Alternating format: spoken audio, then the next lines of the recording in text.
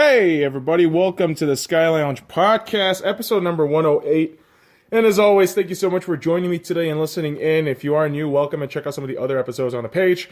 All episodes are available on SoundCloud, iTunes, and Google Music, so make sure you are subscribed so you can get notified for a new episode every Tuesday. Make sure to follow me on YouTube, Instagram, Twitch, Twitter, and Facebook at the SkyLounge. Stalk me on Snapchat at DA13IG5UNG. Let's get started. All right, boys and girls, I do apologize. It is Wednesday, November 28th, 2018. I have missed almost a week and 2 weeks, actually. And I am also late on the release. So I want to go ahead and apologize ahead of time. My bad. And I can give you all the excuses, and I will, on the topic of the week. Missing Fortnight's Thanksgiving and Big Monthly Adventure, the Lion King musical. I had to put that in little apostrophes there. It's a very simple title, boys and girls. Jesus Christ, I have kept the title simple today, mainly because it's just the, it's a episode recap, pretty much, of what I've been doing in the topic of the week. So, curious thing was, the day I was going to release the episode last Tuesday, I was a bit behind, as per usual, because I'm a lazy cunt, and somehow, someway, I messed up the dates. The itinerary my cousin sent me. I mistook him for coming in on Wednesday night, but he actually came in on Tuesday night. And when he came in, I'm not gonna lie to you, I was pretty blasted on weed already, and I don't drive when I smoke or drink, so I was just sitting at home, and I get the call, and I just told him, listen, just take an Uber, you just come right here, we'll get shit started. And thankfully, he got the Uber, he came to my house, so it was him, my cousin who's my age, just a month older than me, and my younger cousin who's 18. Good Lord, I missed these kids for a long time, so having a couple of days with them over the week was really nice. They were here from Tuesday, left Friday. My aunt was here on Wednesday. And so I spent the Thanksgiving weekend, well, not really a weekend, but that 2-3 day stretch with my family, doing touristy shit, eating out, having fun, gambling, shopping. We did all the tourist shit, and I'm not going to lie to you. I had a blast. I had an absolute blast. So usually every year, my brother Alex and I and a couple of other cats, we meet up at McMullen's on Thanksgiving evening, and we proceed to go Black Friday perusing around midnight. And unfortunately, I couldn't do that this year because I have family over, and it's one of those things where I love my family of blood relation, but I also love my family that I've created throughout the year. And it was one of those things, yes, shopping's nice and all, but it got this really nice feeling for me of family is important. Family is key. If you do have family members, guys, make sure you take care of them. Make sure you can do whatever you can to help them out. And I wouldn't know everyone's specific family situation, but that's just my philosophy behind it. And, not the greatest deals around this year. I won't lie to you. I feel like a lot of these deals are marginal at best, and people are just going absolutely apeshit over nothing. That's what I feel fucking Black Friday has become at this point. It's just marginal deals that really don't really mean anything. And Cyber Monday is kind of a similar thing, but you get some couple of good deals here and there, especially if your expectation is set at some price point, but it drops significantly more than you thought. And that kind of sale is rare, but there's occasionally one or two of those things that pop out every year, for me at least. And so Friday was the last day my cousin was here, dropped him off at the airport, and after that week, I'm just thinking, man, I got to release the episode. But unfortunately, I did not plan too well, and I had Friday night, I had to go to the Lion King musical. So my planning was all over the place, and then the next day I had to go to the fucking Vegas Golden Knights game, which I actually sold. I was not feeling up to it at all. And so watching that musical on Friday night after a good nap, I felt good. I felt pretty good. I was like, all right, I should be all right. No, and generally speaking, man, when I go into these movies or Broadway shows or any kind of any kind of performances, I kind of hold no expectations, and I just go in with an open mind, generally speaking. And I won't lie to you, boys and girls, the Lion King musical was phenomenal. It was absolutely phenomenal. The way the Smith Center in Las Vegas, the way the stage is set up, it's relatively small, of course, compared to Broadway in New York. However, with the amount of assets and tools that this place got, man, the performance was just incredible. The way they used stage was just mind-boggling. And I'm telling you, man, it's just something you have to watch. If any of you get a chance to watch Lion King or have watched Lion King, definitely worth it, man. I mean, if you've watched it, you definitely know it's worth it. And if you haven't watched it, it's definitely worth it. Definitely worth your time. And ironically speaking, well, not ironically, but more coincidentally, they actually announced during the weekend too, the Lion King live action movie will be made. So that was kind of a funny thing that happened all over the weekend where I was like, okay, cool. Watching the musical and then the movie trailer drops. This is interesting.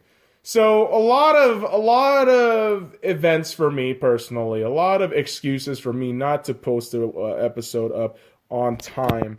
And again, folks, I do apologize about that. You know, I really make it out to try to put these episodes on Tuesdays, but I won't lie to you. This year has been a bit odd, especially the latter half of this year. So it's been very inconsistent. My writing has been kind of subpar, to say the least.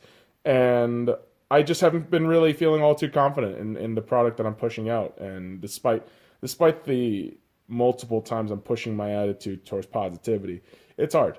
It's hard. And you will have breaks and, you know, tears along the way, but you just got to keep it going. And you know what?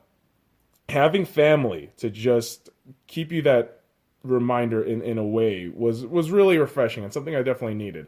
And I know I say every Tuesday, but I know this episode's releasing on a Wednesday, but hey, I'm trying, guys. I really am.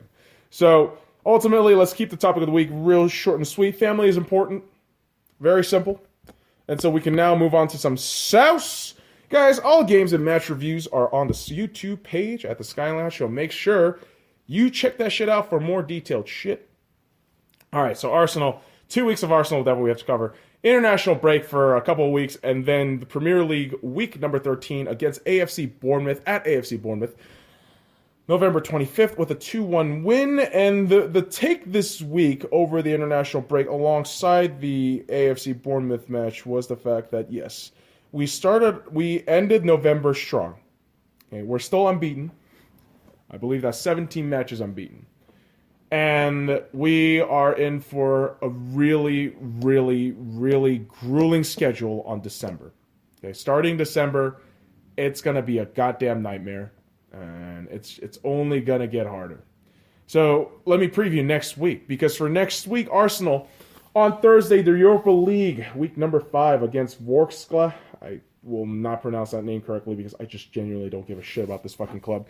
November 29th. If I'm not mistaken, they had changed the venue to Kiev due to violence in the region. However, they have not even solidified that decision yet, so it's a clusterfuck out there. This is why nobody fucking cares about the Europa League unless you're getting qualified into the Champions League. There, I said it. Premier League week number 14. December 2nd. North London Derby! Come on, you Gunners! What do we think about Tottenham? Shit! What do we think of shit? Tottenham, thank you, that's alright. We hate Tottenham, we hate Tottenham, we hate Tottenham, we hate Tottenham. I am ready. I am fucking ready for North London Derby, and we're going to face Tottenham twice in December.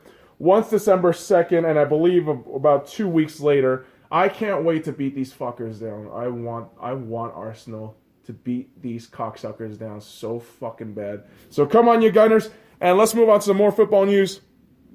How does the Nations League work? I don't give a shit about it, but how the fuck does that shit work? There's like a semifinal, quarterfinal, final all spread out to like 6 months. It's so fucking stupid. What the fuck is the point of that shit? And I heard it's qualifications for Europe.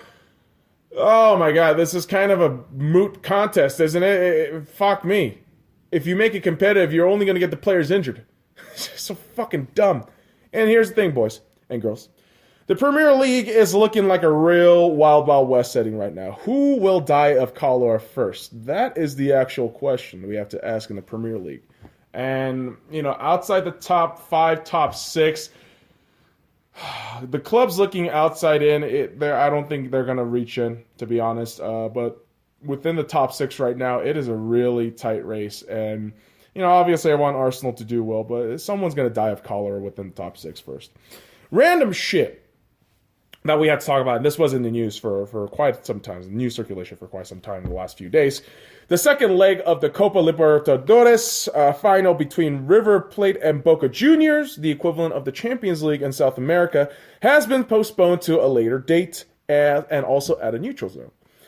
Due to the violence faced by Boca Junior players during the second leg, they completely postponed. They just shut down the game. They didn't even start the game.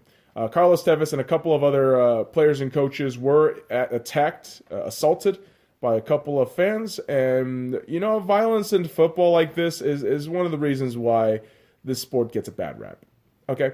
And it didn't make it better when in the Champions League last night or yesterday, AEK Athens was hosting Olympiacos. Not Olympiacos, I apologize. They were hosting Ajax. And some jackass AEK Athens fan threw tear gas and flare, I believe it was a flare bomb, into the Ajax crowd, injuring a couple of people. Again, this is the kind of piece of shit move that ruins a sport, right? Sport's all about escapism, cheering for the common goal of your team winning, high-fiving neighbors next to each other who are wearing the same scarf as you, respecting the opponent with a handshake or good game at the end of the game. This isn't what sports should be about, okay? And that's just that. Whatever fucking animals are out there doing that shit, get fucked. I hope all of you who try to ruin the game like that really just get fucked. Fuck you guys. And so let's move on to the Seahawks. Week number 10 versus the Green Bay Packers. November 15th. Gets a nice win, 27-24 on Thursday Night Football in Seattle. That was nice. And then the team traveled up to Carolina. Woo! At Carolina Panthers, week number 11, November 25th, 30-27 fucking win. This week's take for the Seahawks in the last 2 weeks, boys and girls, to go from 4-5 to 6-5 and being in the playoff hunt. Oh man. The hype is unreal right now. I'm going to run you through the last 5 games, boys and girls. Versus San Francisco 49ers on Sunday this coming week. Versus the Minnesota Vikings on Monday Night Football the week after. Going to the San Francisco 49ers in the Bay Area. I believe that's on Sunday, if I'm not mistaken. Then you host Kansas City Chiefs, I believe a few days before Christmas. And then before New Year's Eve, we shall be playing the Arizona Cardinals at home. So I don't know, man. I could see the Seahawks winning at least 3 of 5. And that would pretty much put us right into where I predicted our team would be at 9-7. But the crazy optimism in me is saying we can go 5-0. We could go 5-0. So stop feeding me this fucking optimism, guys. Don't fucking kill me with this optimism, please. It's gonna hurt. So next week, week number 12, as I said, versus the San Francisco 49ers in Seattle, December 1st. I can't wait for that, boys and girls. Let's go get it. Go Hawks. Other news in the NFL. Be sure to stay tuned to Pigskin Picks on the YouTube channel for weekly picks and my 2 cents on each team throughout the week. I might actually be posting week number 13's video real soon. So that's going to be fun. I'm going to post that up, get my picks, see what's going on.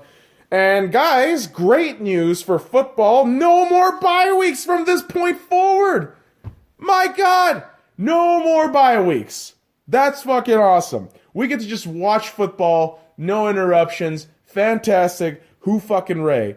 And guys, let's talk about some Lakers action. LeBron watch at the Sky Lounge. Funny story.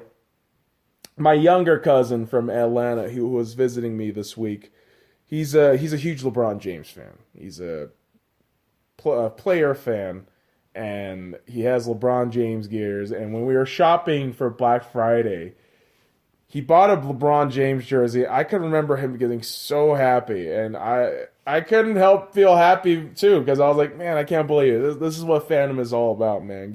Getting merch and at a good, decent price, and repping your fucking player that you love, man. That's what it's all about, and I could totally vibe with him. And, you know, with the LeBron watch at the Sky Lounge here, we've been keeping up with what the King has been doing. We've been keeping up with what the Lakers have been doing. And, you know, a win against Portland at home on November 14th. November 17th at Orlando with a loss. At Miami on November 18th, the very next day, a win. Sorry, D-Wade. And then a couple of days later, November 21st, at the Cleveland Cavaliers with a very marginal win. Utah Jazz, November 23rd, at home with a short win. And the Orlando Magic, November 25th, with a loss. So, despite wins, it always comes down to this for the Lakers, I feel. Free throws, rebounding, and smart shots. We don't do these down the stretch. Even defense, even smart defense, we don't do sometimes. And this will bite you in the fucking ass. Do you have to be a rocket scientist for this shit? Do you know how many fucking people have given me shit for either shitting on my own team or LeBron? All you fucking internet nerds out there. He's saying stuff. Fuck you. Get fucked. Get fucked, because you pussies are bare fucking minimum people. And what I mean by that, you don't look at the context of what's going on in the club. You don't look at the numbers. You don't watch the games. You're just fucking dumb fanboys and fangirls. Get fucked. Fuck you. Because next week, the Lakers have a pretty tough schedule. In terms of these fucking teams, these teams have been pretty damn good. And the Lakers haven't been showing up. They're phoning it in half the time. And at the Denver Nuggets, which was last night, not a great result, but that's part of the next week's process. Indiana Pacers tomorrow at the Staples Center, and then a back-to-back game against Dallas Mavericks at home. And December 2nd, the Phoenix Suns at home. So Lakers, let's get some fucking wins. Let's get some W's, because we need to definitely be in the fucking playoffs. NBA in its entirety has been very surprising. And it's been a very open competition in both the East and the West in terms of standings. As of November 27, 2018, when I wrote this actual thing, the standings are as such from the 1st to the 8th seed in each conferences. Now, I want you to notice something between the East and the West. And you're going to notice this pattern real quick once I announce both numbers. The Eastern Conference. At first, Toronto Raptors, 17-4. Milwaukee Bucks, second, 14-6. Philadelphia 76ers, 14-8.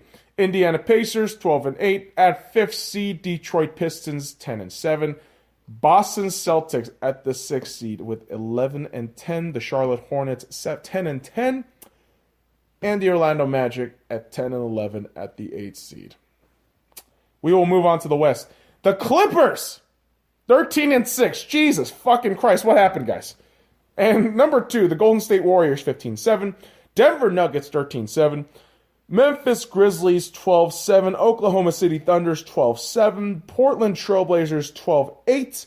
Los Angeles Lakers, 11-8. Sacramento Kings, 10-10.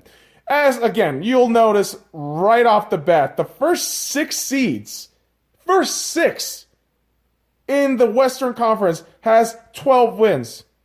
The cutoff at the Eastern Conference is the 4th seed. If you're even fucking lucky at that. The Pacers are, like, I don't know. I don't know what the fucking Pacers are going to do. The East is still a fucking joke. Okay? Like, the fact that LeBron was there made it a bit competitive to take the fucking crown away. But the East is still a fucking joke. Okay, let's just be real about that shit. If you fuckers think the 76ers are gonna win, no, probably not. I still have a good feeling about the Boston Celtics right now. Bit of a slump, but I always say let's wait until December. Let's wait until December to see what the standings are going to look like at the end of December at least. And the NBA hopefully will be as crazy, but maybe we'll have some interesting thing in the playoffs. I don't want the same bland bullshit of the Golden State Warriors over and over again. I don't want to see that shit. But let's move on to some hockey. The Golden Knights. Last few weeks has been it's been pretty rough. It's been pretty rough. We've had some decent results and then some horrible results. And I'm not gonna lie to you. I'll list you off all the wins, but the losses have been more glaring to me than the wins. Versus St. Louis Blues at home, I was actually at this game. We lost 4-1. This was a fucking awful game from start to finish, despite getting the first goal, I believe. At Edmonton Oilers with a 6-3 win. At Calgary with a 7-2 loss. And the Arizona Coyotes, we head over there at Arizona Coyotes. We win 3-2. And in Calgary and San Jose comes to Las Vegas on a back-to-back night, Friday and Saturday last week. Marc-Andre Fleury gets back-to-back shutouts, 2-0, 6-0. So Marc-Andre Fleury has been in great form. I think he's been pretty phenomenal what he's been able to do. Unfortunately, I don't trust the backup Malcolm Subban, and whenever we do have to have a back-to-back, it's usually Subban, but in this case, it wasn't. So I wouldn't be surprised if Subban's gone, and that's just me saying that. I'm pretty sure he's a nice guy. Subban is a nice guy, but his numbers haven't been there. I just don't really like it. And when I say gone, I'm hoping he just gets some time in the AHL because he needs some work in my opinion. He comes out a little too quick outside the crease. He tends to make these stupid fucking athletic moves when he doesn't need to. And like I said, this week for the Vegas Golden Knights, it was a bit rough. It was a bit rough, but I'm hoping those 3 wins, at Arizona and then a back-to-back win would carry that momentum forward for the Vegas Golden Knights to get some wins, get some W's on the road. Because we do have a 3-game road trip, boys and girls.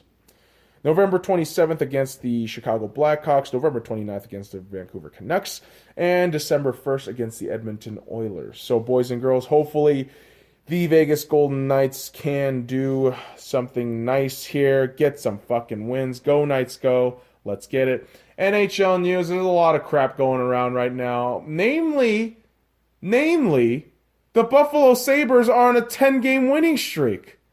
That's so crazy.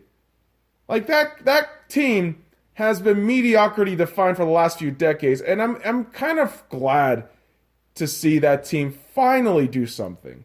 Finally make some fucking noise, and hopefully get to the playoffs. I would love to see Buffalo in the playoffs.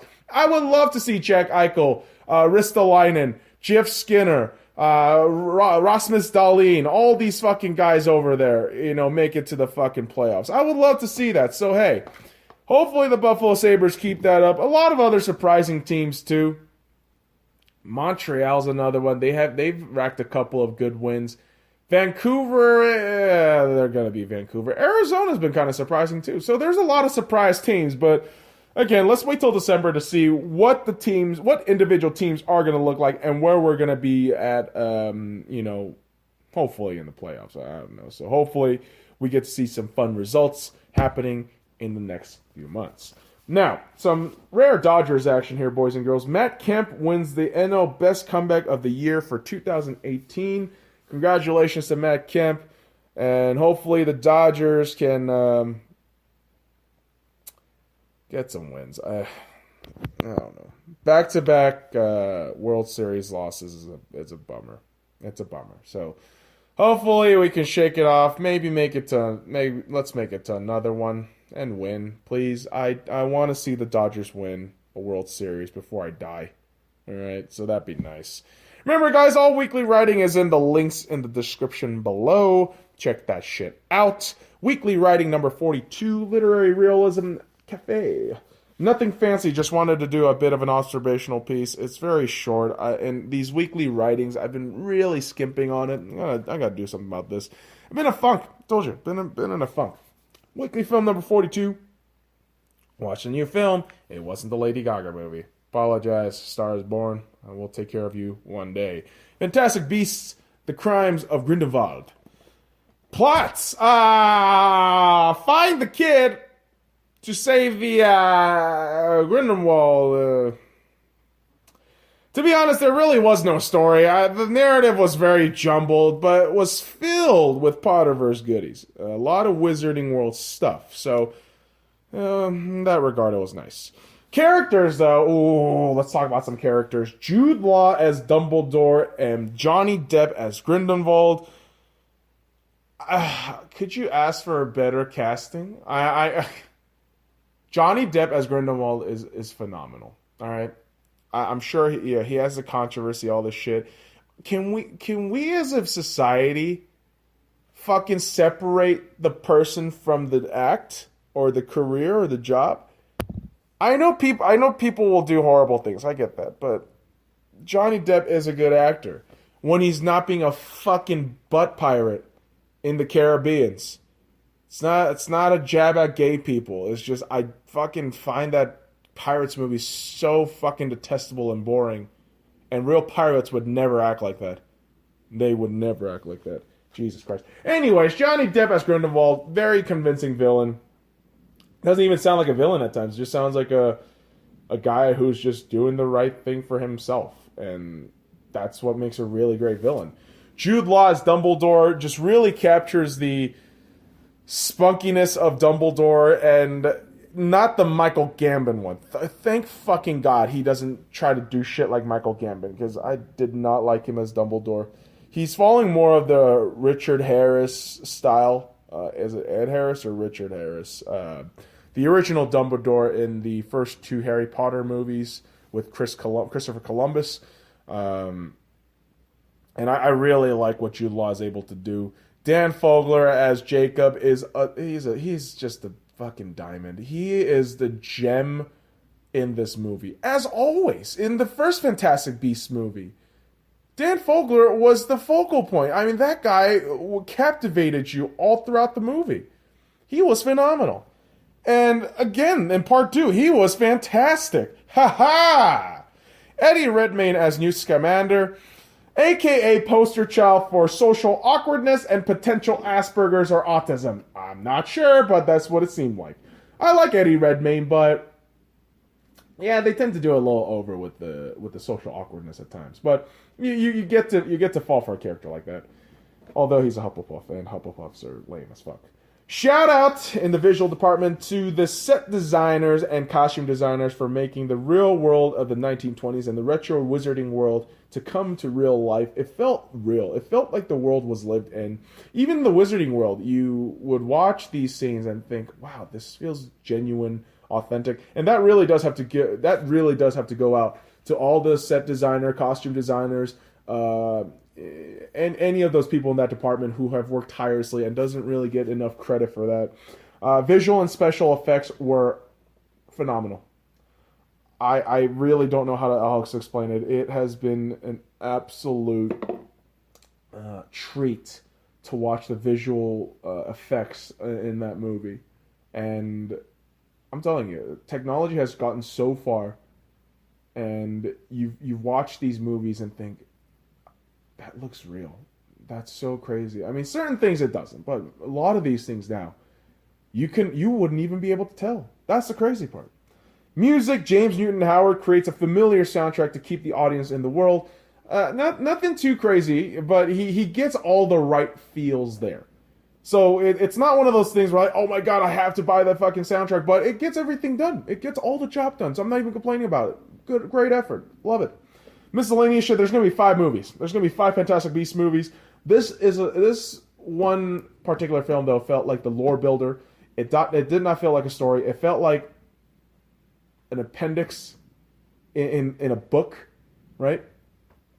And so, because of that, it felt a little jumbled. It felt a little rushed. A lot of the characters that were introduced did not even feel proper, or like, why the fuck were they even introduced kind of feel.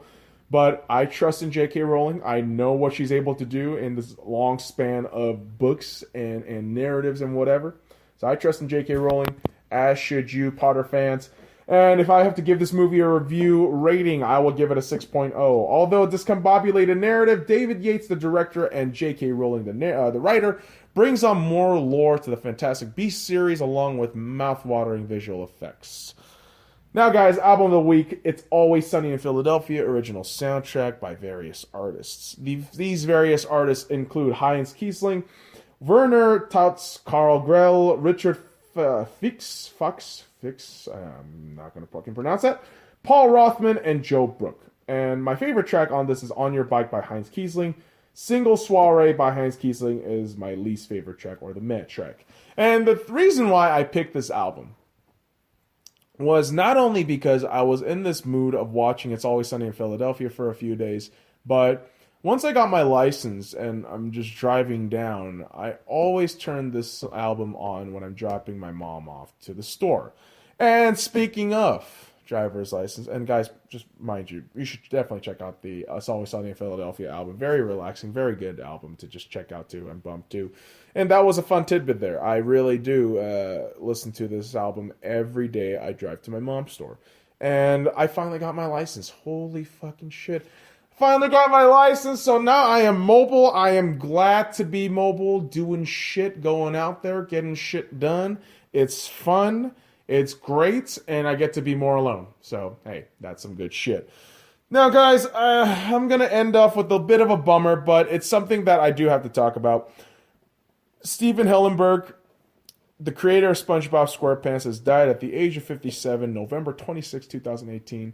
And, you know, we see SpongeBob in all memes and, you know, these meme videos, remix videos, all these things, but a guy like Steven Hillenburg is a guy who, guys like me, who want to make it out and create their own thing, is somebody we look up to and should admire. Because this is a guy who, with the crazy idea of a sponge living in an ocean, created nearly 2 decades of imagination and fun for kids all ages. And I mean, kids all ages. You don't have to be fucking 3 to 11 to be a kid. Still be a kid in your heart, man. And Steven Hillenburg really encaptured that spirit of keeping that inner child in you alive, keeping that inner kid in you alive, the sense of wonderment, curiosity, creativity, and we should celebrate that.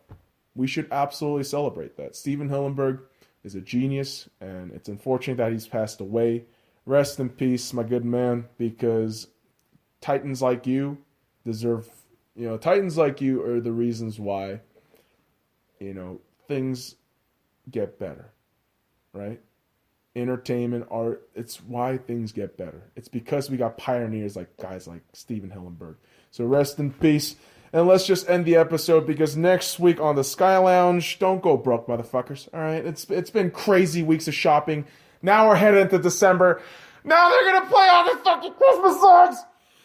All right, folks, thank you so much for joining me this week. Make sure you are subscribed on SoundCloud, iTunes, and Google Music for a new episode every Tuesday. Make sure to follow me on YouTube, Instagram, Twitch, Twitter, and Facebook at The Sky Lounge. Stalk me on Snapchat at DA13IG5EUNG.